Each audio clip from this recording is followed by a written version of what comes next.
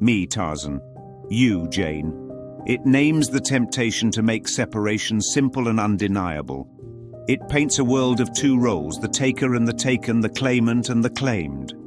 The line of that phrase is a map of the ego's single strategy: prove difference and then defend it.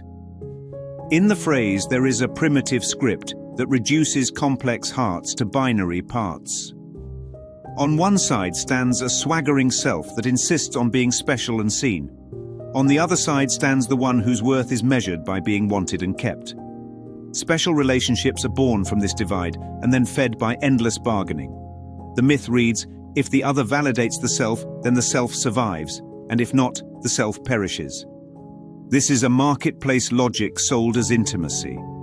The teacher in this story is need dressed as heroism. The apparent victor is the one who secures more of the world's reflected approval.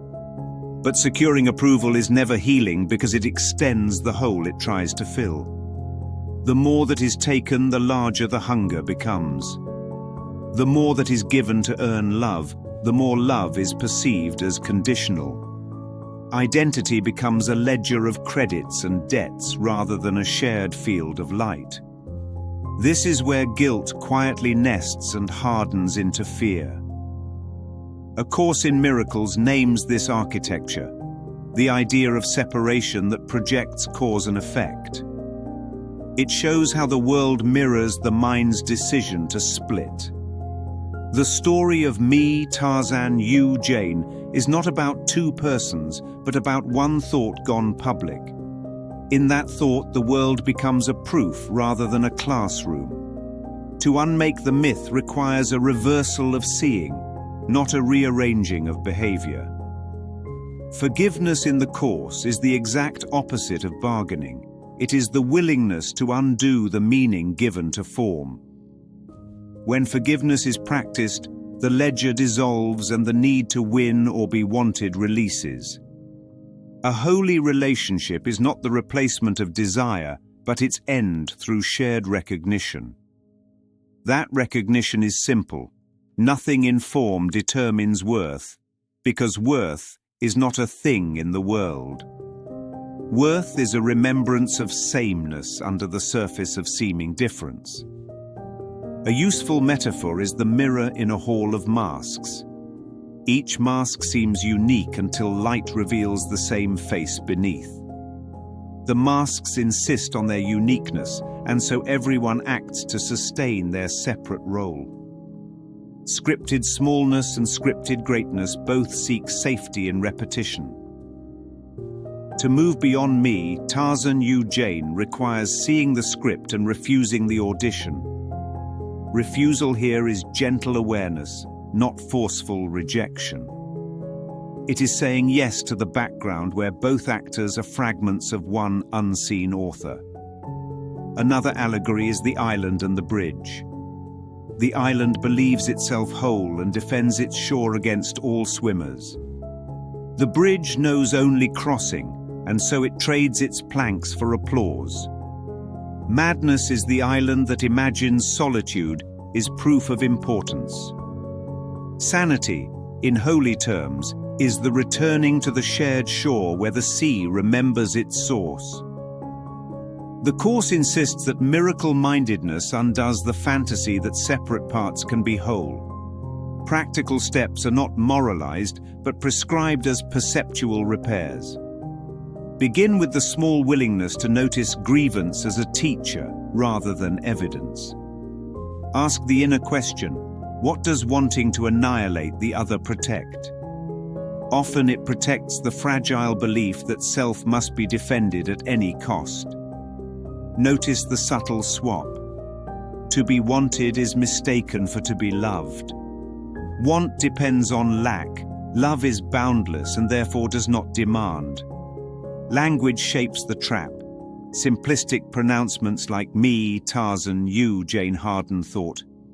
Poetry might crack the armor by naming the ache underneath the jaw and the chest. A short ritual can help. When the role arises, name the role and offer it to the light. Watch how naming loosens the hold the script has on attention. Give the wish for domination a softer translation. I want recognition that I am whole. Then test that wanting by imagining giving that recognition away without loss. If the imagined giving produces panic, then the hold is still active. Panic points to the belief that giving reduces substance. Miracles show the opposite. In practice, choose one small act of giving that has no conditioning attached. Give without expectation, and then observe the inner accounting that tries to claim credit. This is the stubborn ledger at work. Keep returning to willingness, not to achievement. Willingness widens perception. Community can be a crucible for undoing the script when it refuses to enforce roles. A Course in Miracles, Chapter 13, Section 4 teaches that true relationship is a correction of perception. It frames the miracle as a shift where seeing ceases to be proof-driven. Ultimately, the annihilation project dissolves when the identity that needs annihilation recognizes itself. The enemy becomes a mirror, and the fight becomes an invitation to homecoming. Me, Tarzan, you, Jane stops being a declaration and becomes a symptom that points back to mind. In the mind's quiet, the two names lose their sting, and the words become a strange, sad joke. That joke is the opening through which forgiveness walks in and releases both actors. Now the paradox: love is not achieved by conquest, but by the relinquishing of conquest. Where the ego says take, the Holy Spirit says give the meaning away. That giving is not weakness, but the only true power because it undoes illusion.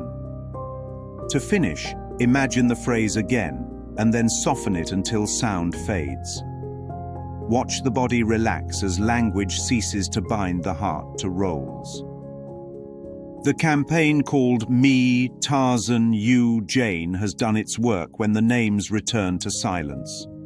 The silence will not be emptiness, but the field where sameness remembers itself. Let the two names be noticed, then softened, until the voice that claims difference melts into memory. Me, Tarzan, You, Jane.